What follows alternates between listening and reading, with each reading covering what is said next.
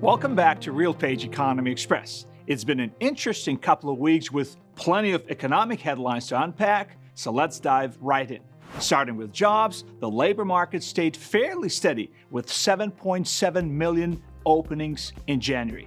That's down roughly 728,000 openings compared to last year, but there was a notable bright spot in real estate and rental leasing, which added about 46,000 new openings.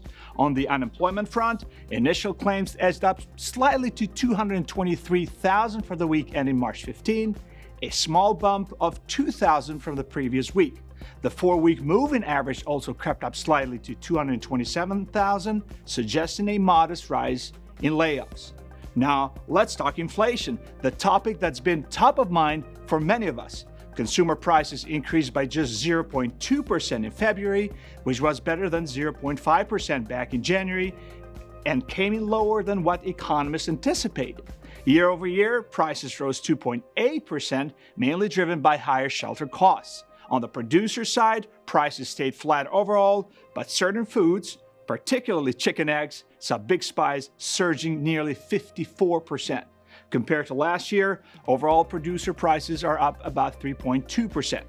Turning to consumer spending, we saw a modest recovery with retail sales ticking up 0.2% in February after a sharp 1.2% decline in January. Annual sales growth held steady at 3.1%.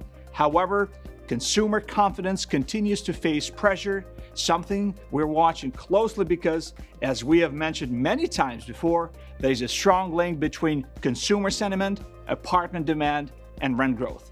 On to housing, building permits dropped slightly, down 1.2% to around 1.46 million annualized units, nearly 7% lower than a year ago. But housing starts rebounded strongly, jumping almost 11.5% month over month to approximately 1.5 million units.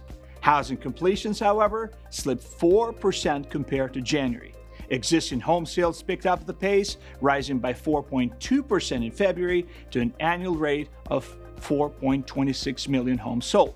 Prices continued their climb as well, increasing about 4% year over year to roughly $398,000, reinforcing why renting remains more attractive than owning in many markets. In fact, rents in some markets have been falling.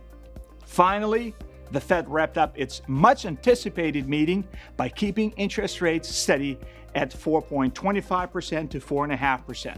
Despite market uncertainties and tariff concerns, policymakers still hinted at 2 possible rate cuts later this year, depending on how the economy shapes up.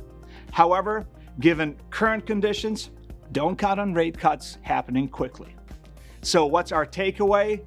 It's a mixed bag right now. Steady employment, modest consumer spending, and gradually easing inflation.